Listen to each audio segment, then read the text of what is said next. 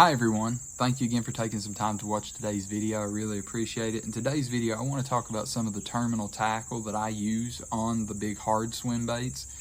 So the big glide baits, the multi-joints, things like that. Even, going into like some of your soft baits if you end up rigging like a belly weighted hook. So mainly treble hooks is what I'm going to be talking about today.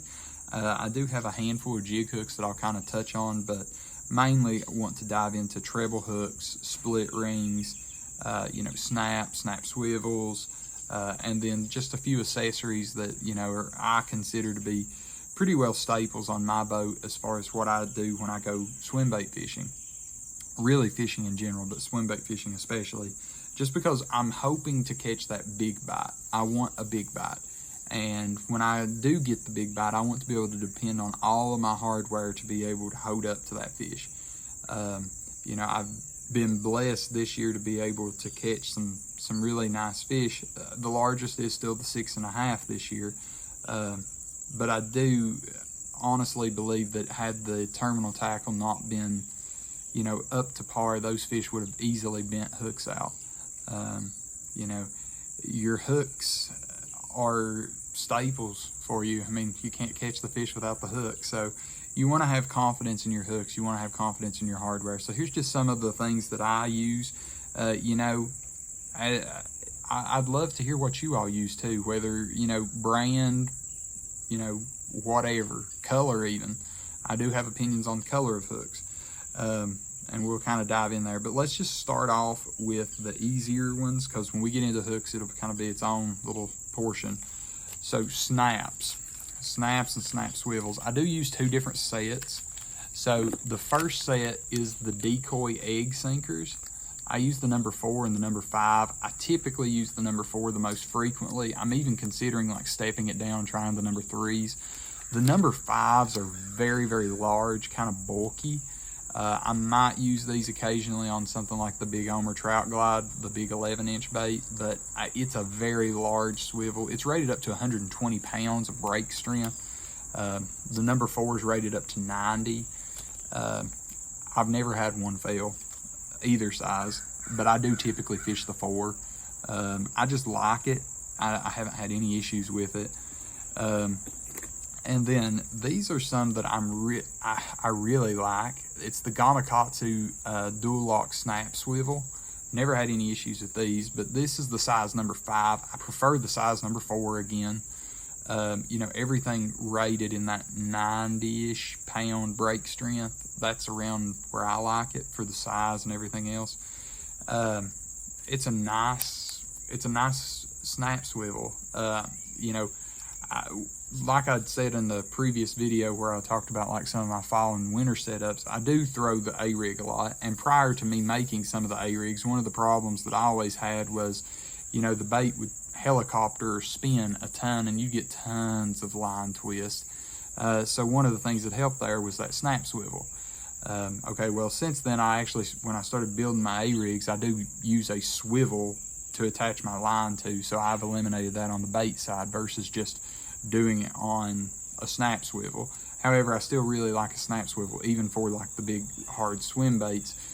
It just helps keep you from getting so many line twists, which ultimately would help you preserve your line, have better line, better, stronger line, the whole 9 yards. So it's just one of those things that I really like. I wish the decoy had something similar to that, and I could probably put something together if I really wanted to, but I just haven't taken the time to kind of do that. But those are two of the snaps that I use. And I will be, I am a huge fan of snaps for hard baits. I am very much pro snap on that. I build my baits with the intention of fishing them with a snap. Now, as I've said before, I know plenty of guys that use other setups when they when they throw my bait in particular, as well as just other hard baits. They tie direct tie, have great success and everything. So, let's branch into some other stuff. Let's talk about split rings. So, historically speaking, I know this is very, very small, but that is the Owner Hyperwire. That is, your very most famous, probably, split ring for swim bait fishing. I use them. I like them. That's a size number 5. I typically use size 4, size 5 owner hyper wires. Never had any issues with them. I like them. I will kind of give this little piece of it, and this may just be me being a little bit picky. I'm not a huge fan of the stainless steel. It's shiny, and to me it's flashy. It just gives the fish something else to see. Does that interfere with you getting bites? Probably not, honestly, but it's just something that, once again, this all goes back to the mindset that I had been talking about in the previous couple of videos. Is I want whatever will give me the best confidence in my head to say, okay, I can go out there and throw this thing for 8 hours today, and I've got the confidence I'm going to get a bite. And not just a bite, I'm going to get the bite. And that's ultimately what it comes down to. And so what I've kind of done, and this is what I'm throwing primarily on my baits for the most part. I really like these. These are the Swimbait underground split rings. What I'm so impressed with, I don't know if these will come in that well, but as you can kind of see, you get a size 3 and it's rated up to 90-pound break strength. I mean, to me, that's fantastic. They're in like a matte black finish, which, I mean, I kind of like because it's not really that noticeable. I don't know if you can kind of see that. These are probably a little bit better, but it's a matte black. It's just very unnoticeable, stealthy. You know, that was my main objective, was I wanted something very stealthy, something not too in the way or in the face of the fish. I really like them. I've never had any issues with them. And, you know, I know a lot of guys crankbait fishermen, jerkbait fishermen. I don't know, you know, per se every single size rating for like the Megabass Vision 110, but I mean, if you're throwing a size number 3, to me, these would be a really good option. They're not overpriced either, and I'm not going to really get into like pricing, but when you get into the world of swim baiting, cost effectiveness is really important. And you know, they're the same price as the owner hyperwire. I think they're both $4.99 a pack. For these in a size 3, you get 12. You also get 12 in the size number 4. So I have several other sizes. I think I have the 5 and the 6 because I wanted to see the size comparisons. But I'll be honest with you, my favorite's the 3. I like the 3. I will step it up to the 4 if I'm going up to like the Big Omer or something like that, but which has got 100-pound breaking strength. But other than that, I really like the 3. I like the smaller size. To me, it's, you know, I don't know if you all have seen this, but I would recommend this video. It's the Working Class Zero video that Mike Gilbert did, and I think it was entitled something along the lines of downsize to upsize. So his whole premise here was to downsize your hardwire, your terminal tackle on your baits, to where they're less obvious to the fish, more stealthy, more lifelike, as close as you can get it. I mean, and we've got to have hooks, otherwise you can't catch a fish. But to be able to downsize your hooks, be able to downsize your hardware, you can. I'm planning on experimenting with that a lot this winter, and probably somewhat through the spring. And here's the reason being, you know, the water will be really clear this winter, I expect, unless we get a ton of rain, which we usually get those in our area early spring, you know, late February through March and April. That's when our waters get dirty. Otherwise, we'll have 15 to 30 foot visibility depending on which lake you're on, especially for these highland reservoirs. So downsizing your hardware, you're going to present that bait to look a little bit more lifelike than what it otherwise would.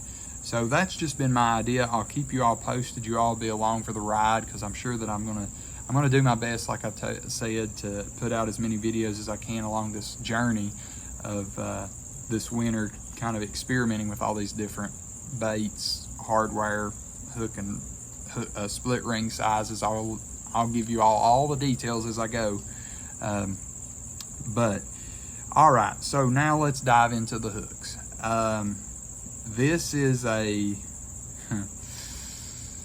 this is one of those things that I would almost say kind of passionate about, because I do like the idea of trying different things and experimenting. And I've experimented with multiple hooks. So for example, this goes with me on the boat every single time I go swim bait fishing. And I don't know if you can tell, but they're full of different hooks, different sizes, different brands. I shouldn't say different brands. I really only have 3 brands in here, I suppose. One of those being Owner. I do throw the Owner hooks. I know that that's kind of hard to see, but that is an Owner hook. I think that's the ST, I think it's the 46, because it's got the curved in hook point. I throw the Gamakatsu. That's the bronze hook. The Gamakatsu, just round bend bronze. That's the Butch Brown hook. I've got, you know, your ST, I think that's the 36. I've played with them all. I do have the ST 35s too, which I am quite a fan of. That's an Owner, that's the ST. I don't know if you can see that, but that's actually got a 180-degree split between the hook points. Might be easier to see like that. Let's see here. Let me use this one. There we go. I think that'll help it focus. You can kind of see that angle there. I like that on like my crank downs, because as I'm actually bringing that through the water, that allows that hook to snug up really tight to the bait. But regardless, the main thing with hooks that I've kind of come into contact with is, you know, the matte black, and this is just for sight, easily, that's a number 3/0. That I use typically for some of my big top waters. But that's the Owner. I like an Owner hook. I've never had a problem with an Owner hook. Never had one bend out. My only thing, and this is, you know, this gets into like your confidence deal again, black nickel. You know, black nickel's gonna catch some sunlight. Will it matter? I have no idea, but it messes with my confidence. So I actually have been slowing down throwing these. That is another thing that I will kind of highlight about that previous hook that I showed, the ST35. It's more of a matte black. It's not shiny. It just kind of is, it looks like scales. So recently, a hook that I've been playing with, really enjoying, and I've caught quite a few fish on it, is the Swimbait Underground, the strike point hook. It's a matte black hook. I really like it. That's the 1/0. I do have them in a 2, size 2, so it's very similar to like what you throw on a square bill. I really like those hooks. I'm probably going to continue using those hooks because, once again, it comes down to a confidence game. And I really have confidence that those hooks will get bit. I've never had issues with the hooks getting bit, and they don't bend out. So the big 2 things, confidence, and they don't bend out. Because I want to be able to throw those hooks for multiple fish, not just be one fish, it's bent out, throw it away. And the reason I'm saying that, I know that you can take pliers and bend them in, but think about it like this. You're weakening that wire each time you have to bend the hook in. You catch a good 6-7 pounder on one cast. Okay, well, the next cast you get the 10, an 11. And because you bent that hook in, you know, did you weaken the wire to the point that it can't get that fish in and he bends it out further and he finishes it off? So, and don't get me wrong, I'm not trying to tell people to go and replace hooks on every fish, by no means. My thing is that I want the confidence to be able to say that my hook can last multiple fish and not get bent out. I don't want to see a bent out treble hook, and treble hooks are notorious to bend out. You know, that is one of my few like downsides with a Gamakatsu. I don't know if you can kind of tell. They get bit. They're super sticky sharp. They're great hooks, but I've noticed that a Gamakatsu will bend a little bit easier than like an Owner, but an Owner also has a heavier wires, which means that it takes more force to put it through the fish's lip, especially when you're getting up to, you know, ST36, great hook, wouldn't deny that at all. But if you look at the size of wire comparative, you know, and I know that this is probably not zooming in the greatest, the ST36 is such a thicker hook than that Gamakatsu. And, you know, another thing that I want to talk about with hooks. So I'm not a huge fan of the idea of stepping up hook gauges to, like, you know, you go to a 3X or you go to a 2X hook when you want to increase the weight of the hook. I'm not a huge fan of that. Reason being is because when some of these fish swat at it, you know, think jerkbait, think super spook, think popper. They swipe. They don't always choke it. They're not trying to eat it all the time. Sometimes it just annoys them and they try to swat it away. If you've got a hook that's got too thick of a wire, you're not gonna catch a swiping fish. You're only gonna catch an eater. And honestly, with the eater, I mean, sometimes they don't. I've yet to have one to where they choke a hard bait. They don't typically just swallow it and engulf it. They're trying to just swat it, get it away, kill it. Maybe I don't know what's going through their head. I do think it's more territorial than I do think that they're trying to eat it. Especially if you're getting them on the back hook. If you're getting them on the back hook, I think they're being more aggressive with it. They're not trying to eat it. They're trying to kill it. And then real quick, some of the other hooks that I do throw, and this one I do throw exclusively with owner for the most part. I might have a handful of the trocar, but I think I stay with the owner, at least in this box. That's the owner beast. And I'll throw that on, like, I do have the working class 0 citizens, and then I've got the mag draft, and then, you know, your Scottsboro. I've actually got some generic stuff with, you know, local tackle companies that they carry, just local guy stuff. And I mean, that's one thing I do like to try to do is find some of the local guys that pour or something like that, that also, they produce a great product, and I just as soon buy from them because I appreciate it when people buy from me, so I return the favor myself. I do have a couple of like jig hooks that I use. You know, some of these, I think that's the Z-Do is the jig hook with the big spring in it. I like that. I don't think I've got any in here, but I do throw the Ledge Head a lot. Ledge Head's a local brand around, you know, here in East Tennessee. And then I do throw the Tactical Bass and Matt Allen Swimbait head.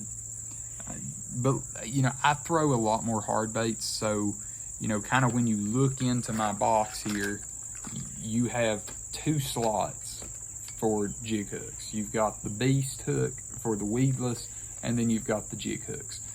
That's about it. Everything else is treble hooks, and I've got it kind of separated based upon what my need is. Whether it be the owner, it be the Gamakatsu, or like I was saying earlier, you know, the Swimbait Underground. Really, really good hooks, and I wanted to put this idea out there for everyone. You know, give me some of your ideas. What are your favorite hooks? And then likewise, do you worry about hooks bending out? You know, you catch these big fish, do you worry about your hooks bending out? And at the same time, just posing this question, do you worry about if you bend the hook point in, that the next fish could be the really big one and it bend it out and it get off as a result? Just looking for some of your feedback. I'm just curious. Last thing I do want to touch base on is just some of the accessories that I also carry with me.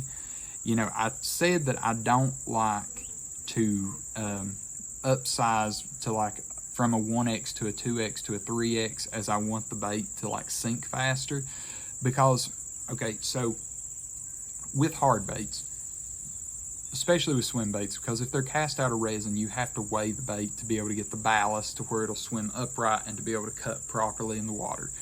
Okay, so as you do that, you have to weigh these in certain water temperatures.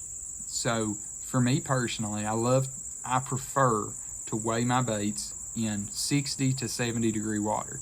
That takes care of most of the time where we are here in East Tennessee. I can cover whichever spectrum we're on. If we're in, you know, in the wintertime, I can take a 60-degree bait, add some lead to it, and I can get it down there. And vice versa, if I'm in the summertime months, I'd rather have a 70-degree bait so it sinks slower. So that's something I'm doing. I'm wanting to try to weigh a couple of baits this year in the 50s, but we'll see if I can get some water that temperature without having to go to the lake. But this is one of the best accessories that I've found. I don't have any like right here in front of me, but the Storm Suspend dots, the Storm Suspend strips, this is lead golf tape. You can get some like on Amazon. I'm sure you can get it at like any of the sporting goods stores. And it was cheap, like maybe $3 for a row. But you can, it's so easy to use, and that's one of the reasons I like it. You just tear a little bit off, wrap it around the hook shank. I'll do that real quick just to kind of show an example. That's the 3/0, and I'll use it for example purposes because it's just large enough. But real quick, I mean, just rip it real quick off of there. You've got your little piece of lead tape. Peel off your little, I don't know, the paper. All right, and then just wrap the hook shank. And it's super easy. I hope you can kind of see that. So just kind of wrap your hook shank. And this is probably all the weight you'll need. But the beauty of this, and this is something that I really like, and there you go, there's a wrapped hook shank. You'll get extra depth out of that because of that lead tape that's on there. And it will allow your bait to sink again. So one of the things that I really want to highlight is you don't have to buy tons of swim bait. And I know I'm a swim bait maker, and I'm telling you, you don't have to buy a ton of swim baits. But at the same time, I'd rather give you useful information than me try to tell you that you need 1,000 baits. You don't need 1,000 baits. You need a couple of baits that you have really good confidence in. For me, I mean, yes, I have confidence in my baits that I make because I'm making them for certain purposes in our area. But it doesn't have to be my baits. I mean, you know, you've got every other bait in the world. Some of them very, very easy to come by baits. You know, whether it be like the S-Wave or the Arashi or something like that. And those are good baits to use. Definitely to start out. I personally did the same thing. I didn't start out trying to spend money galore on swim baits because they can get up there. I mean, my baits alone, you know, they're not cheap, but it takes time to be able to make them by hand, paint them by hand, clear coat them. I mean, 3 to 4 week process when a batch gets started to when it actually gets completed.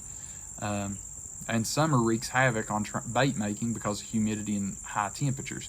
But I'm digressing into a completely different topic. But what I'm getting at is that you can tune your baits with that lead tape to be able to gain that extra depth that you're wanting in the wintertime. So that you can still throw all your favorite hard baits. You know, you can even throw that lead tape. You can put that. It's just the same exact stuff that Storm Suspend dots and suspend strips are made out of. Honestly, I'd say you can get more lead tape than you can get suspend dots. So it might be a more cost-effective way. And for $2 to $3 for a row of that is well worth it. Another one, good split ring pliers. That way you have these with you on the lake, on the water that you need. You know, pull them off, put them on, pull them off, put them on. You've got it, and you're able to do that really quick. But, you know, I know this is a little bit of a long video, and I know it's probably long-winded for me to be talking about hooks this long, as well as, you know, other terminal tackle, but it really is important. You don't want to get to the water having some random hook on there that you're not confident in. And believe me, I know hooks are expensive. I couldn't tell you how much money is in this box alone that I've spent over the years. There's a lot, and I'm not trying to get anybody to go and try to buy a ton of hooks. But I did want to give you my personal opinion about what I throw. I'm not, that's one thing is I wouldn't tell you something that I personally haven't used or don't like, because that's important to me too. I don't want to lie to you because it's not worth it to me to lie to you. But, you know, I do use these a lot right now, and I'm liking them. So I'll continue to use them, and I'll try to keep you all posted because I'm really interested to use this size 2 And just for a size comparison real quick, I'll do a 2 beside of a number 1 aught of the Swimbait Undergrounds, but you will get to see how small this hook is. It is super small. Very, very tiny. And I'm looking forward to trying this because will it give me those extra fish, those extra bites? And I don't know, but I'll keep you posted along the way. But hey, I know it's been a long video, and I really appreciate y'all taking some time to watch today's video on hooks and how I look at it and how my mind works. But hey, you know, down in the comments below, give me your recommendations. What kind of hooks do you like? What is your brand? What is your, even the size? You know, that's very important too, whether you're using a size 2/0 or you're using a size 2. I'd love to hear it, as well as your split rings. If you've got any other recommendations for the snaps, I'd love to hear it. I'm always open to trying new different terminal tackle. If you've got any other options other than like the suspend dots and the lead tape, I know lead wire is also available. That's a good option too. And then some people actually solder lead to hooks to be able to do it to it, to be able to sink it down slower too. Works the same way. To me, I just like having the ability and the flexibility to be able to remove the lead if I were to so desire afterward. But hey, I know it's been a long video. Appreciate your all's time. And if you don't care, you know, leave me a comment down below giving me some of your recommendations, comments, thoughts. And also, if you've enjoyed the video and stuck around this time long, please give me a thumbs up. I appreciate you taking some time to watch it. And if you know, subscribe to the channel, hit the little subscribe button down there below. It's free, it doesn't cost anything. It just allows you to stay up to date with notifications whenever a video does get published. That's all it really does on your side, helping. And it'll help grow the channel to where we can reach more people. And like I said, my goal is just to help people as best I can, giving what knowledge I've gathered through my limited amount of time throwing swim baits. But I hope y'all enjoy. Appreciate y'all's time, and I'll see you on the next video. Thanks for sticking around. See ya.